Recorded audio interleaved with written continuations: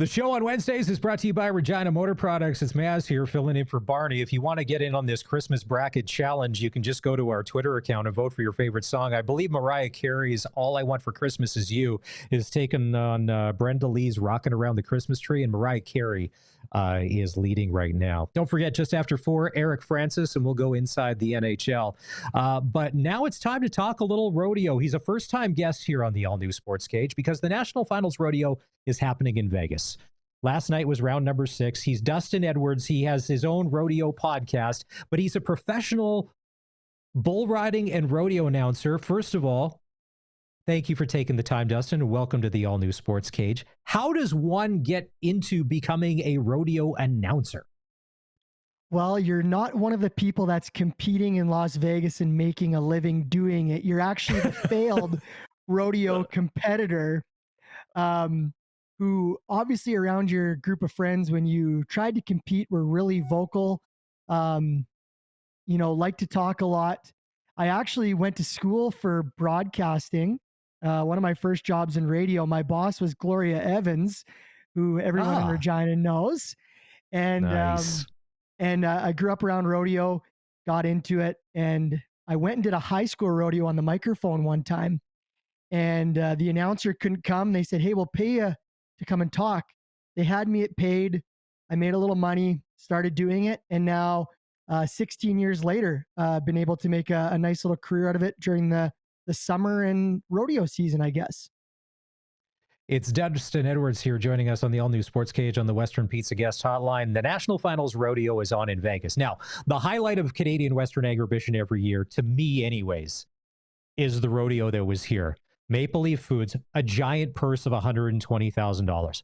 There was some great Canadian talent on display and for some of them, that transcends, as we all know, National Finals Rodeo. That is the Super Bowl or the Stanley Cup championship when it comes to the rodeo world down in Vegas. Before we get to that, if you said you were a failed rodeo star, let's call you, what was your event? What did you compete in when you were competing in rodeo?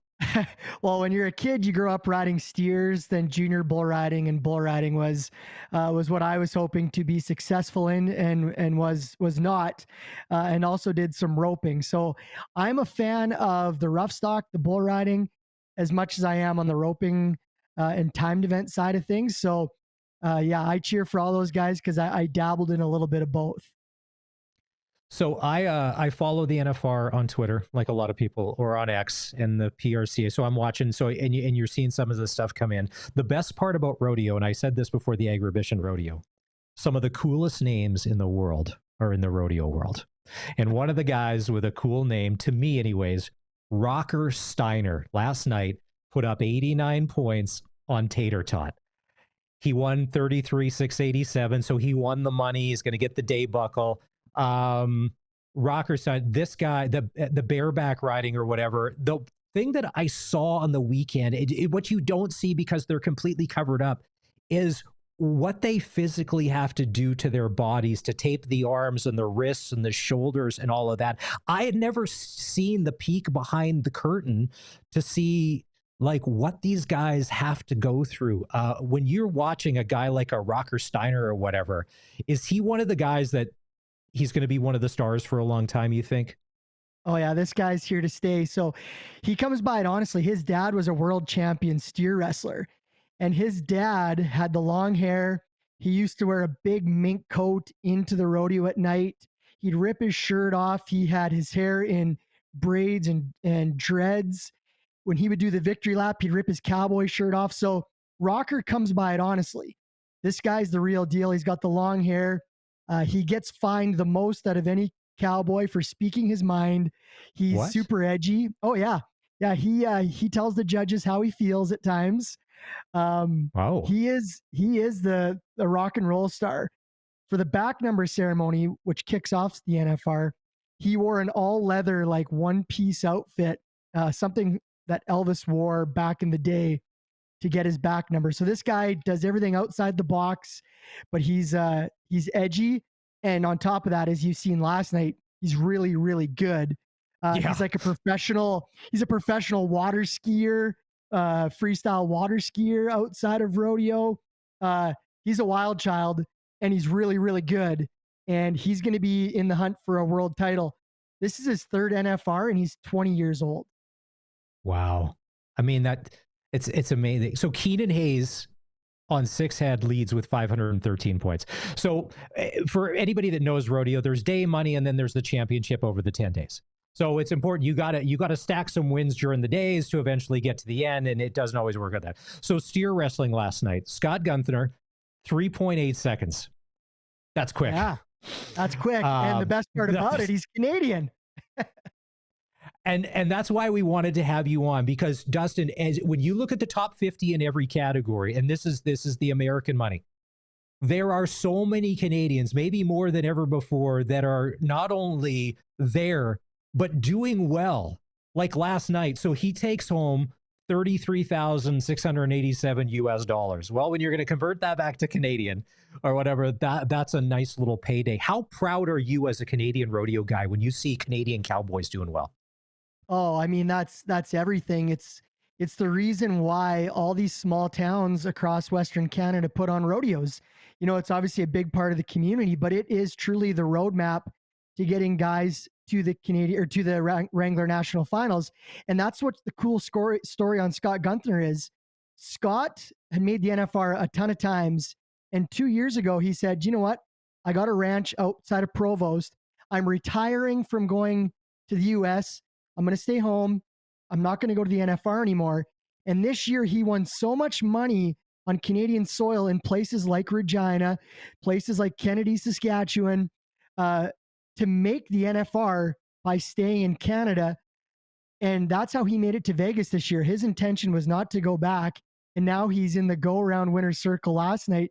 And he's already won almost 70,000 US dollars. So I heard a quote last night on the NFR broadcast that said some of the Bulldoggers wished he would have stayed retired because here he is taking all their money. Yeah, he's stealing paychecks down in the States, and those are some nice paychecks. Dustin Edwards is joining us on the all-new SportsCage. Dustin is a retired rodeo performer, and now he's a rodeo announcer and a bull riding announcer. So last night in team roping, Brenton Hall and Caden Profili, 3.5 seconds quick. They each pick up the 33,687. The average leaders are Clay Smith and Colby Payne. They're 48-8 on six head. Now, keep in mind, team roping wasn't always one of the traditional rodeo sports that you would see. It's been added in, and now you think, how did they not always have this? Because this is one of the truest rodeo events out there. And when you see this, to me, this is one of the hardest, because there's obviously a lot of variables, but this is a 3 variable. It's 2 humans and an animal, and it all has to go right in a short amount of time for you to get even $1, let alone to pick up first place in 3.5 seconds. That is fast. And you're right. There's so many variables. Both competitors have to do everything just right. Now, for people that aren't familiar with rodeo and say, what is the point of us roping this steer and tightening our ropes? Well, when you're out on the range doctoring cattle back in the day, or even now out in the wide open Saskatchewan and Alberta prairies, you need 2 guys to rope them. You stretch out those ropes. That's how they can hold an animal tight to administer medicine. So now they said, who can do it the fastest in rodeo? Well, 3.5 seconds. Last night, that run was lightning fast. The record is 3.3 seconds. And that's the NFR record that's happened, I think, 2 or 3 times now. So those guys were getting close to the record. It was their first round win, and it was a really fast run. And 3.3, I believe, is still the Canadian record. And I believe it happened at Exhibition last year in Regina. So Regina holds a place in Canadian rodeo history in the team roping. No Canadians made it this year. We had a couple that were really close. Remember the Graham brothers? They were at Exhibition. They just missed it by a few $1,000. So no Canadians, but 2 young guns last night got the round win. Saddle bronc riding last night. Statler Wright, 87.5 points on, I love the name, on Jessica Rabbit. And if you saw it, that's a nasty horse, and that was a good ride. Yeah, that was a really good ride.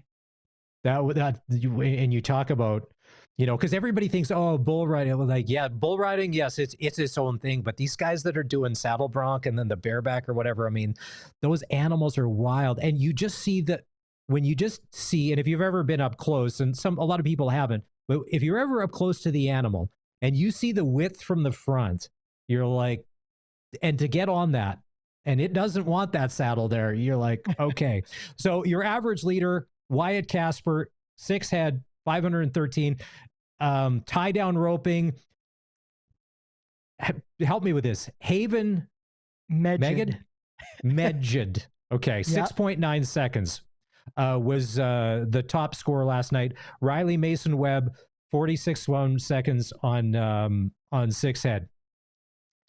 All right, so let's go back to when we were watching. I was watching this on TV. Calgary Stampede barrel racing.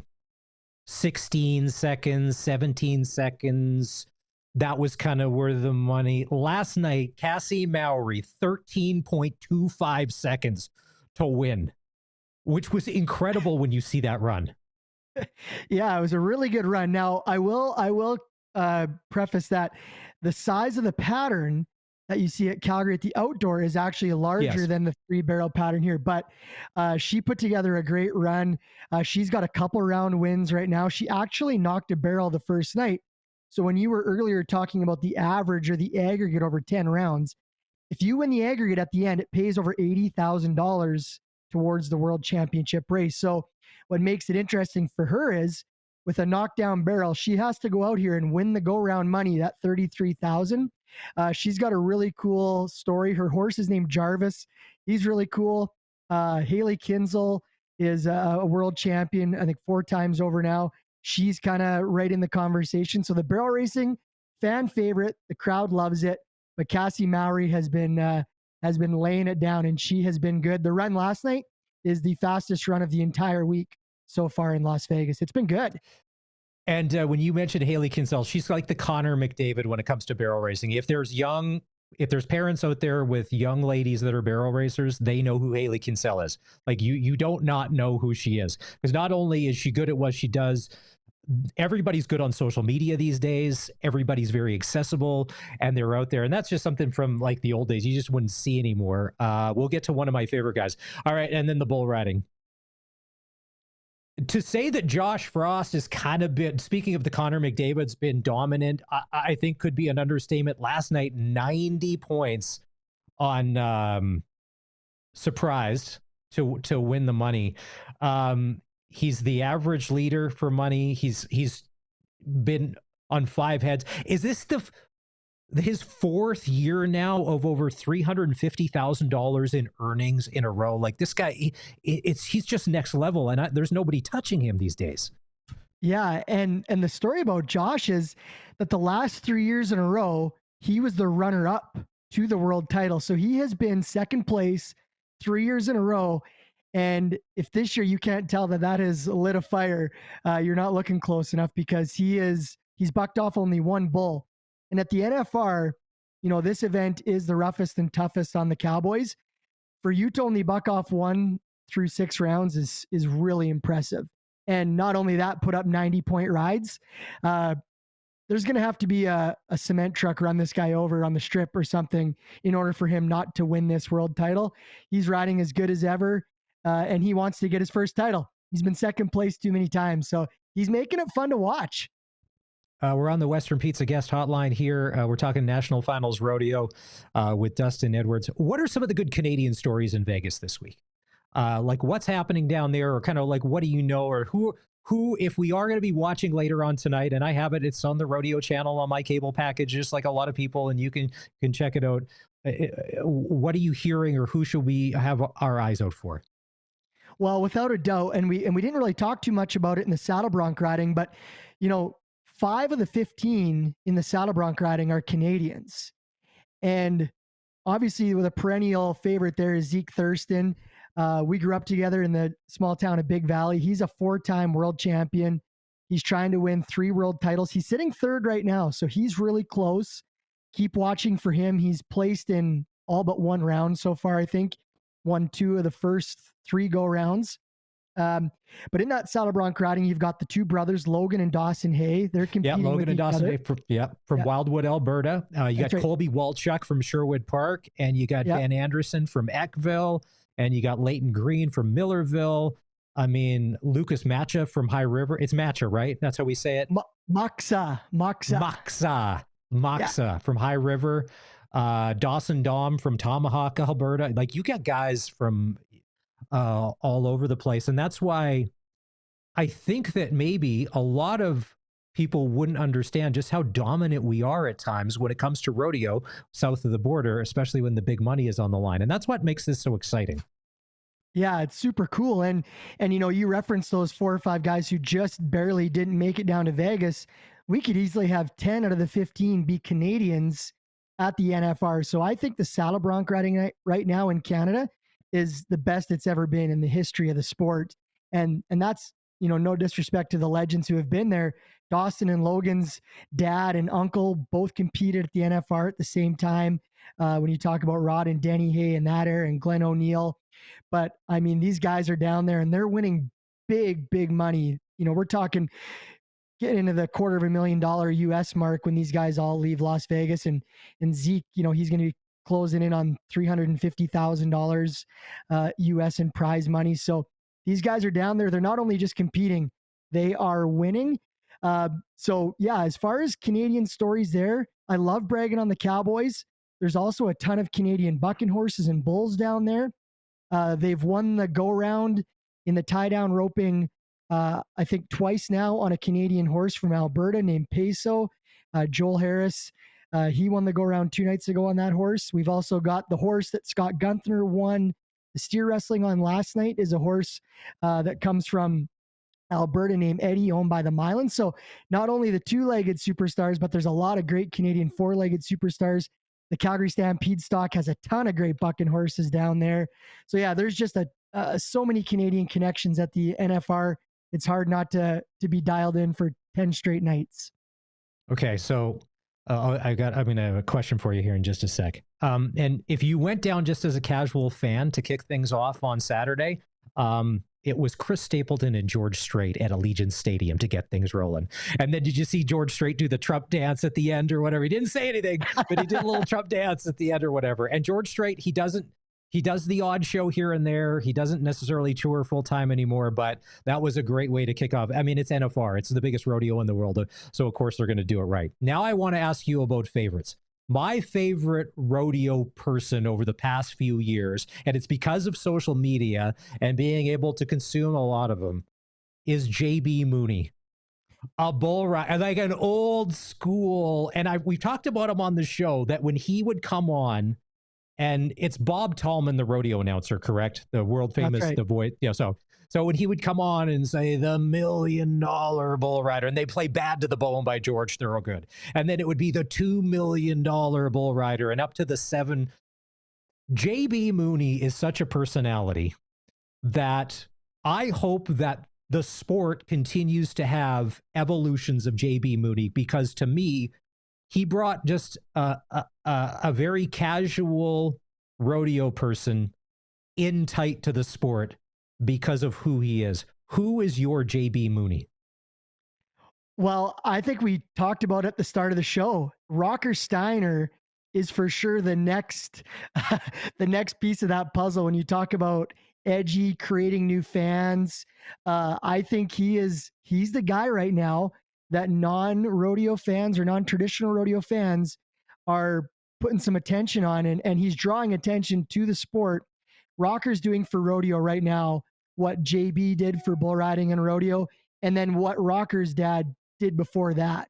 So you're right. JB Mooney, what he is, if you've never met him, he's quite the character.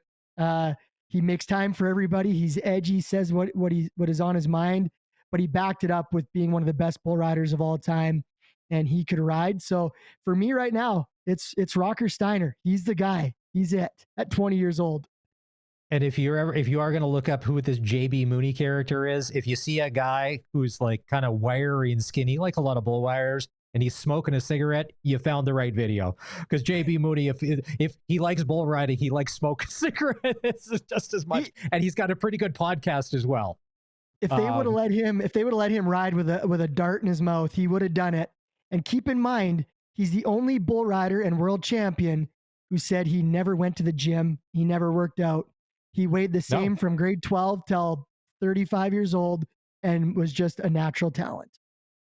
And trust me, when he goes through his list of injuries to see what he did and would still compete to go win money because it was a code and it was an honor with him, I think that's something that you don't see anymore. Dustin, this has been great. It's the National Finals Rodeo. So tonight it's night number 7. And there's 10 nights of this, and then all of the big money and everything is going to be handed out. Thanks for making time for us. We appreciate it. Dustin, if people want to follow you on Twitter, what's your Twitter handle? You can find me at Dusty Trails 8. I'm on there, and I always share my stories from the rodeo road. Yeah, what's your podcast? Well, I'm going to say cowboy stuff. Okay. But I'll leave it to your imagination that it might be a word that's a little referencing stuff and a little cowboy. But you can find the link to our podcast. And JB Mooney's been a former guest, a fun show to listen to. You can find it all on my Twitter and Instagram as well. All right, Dustin, we appreciate it. All right, we're going to take a break here on the All New SportsCage. We're going to come back. And Eric Francis is set to join the show after 4 o'clock. And when we get back, we'll talk some Western Hockey League here on the all-new SportsCage. If you're listening on 620 CKRM or if you're watching the stream at sportscage.com, thanks. Hit that like and hit that subscribe button.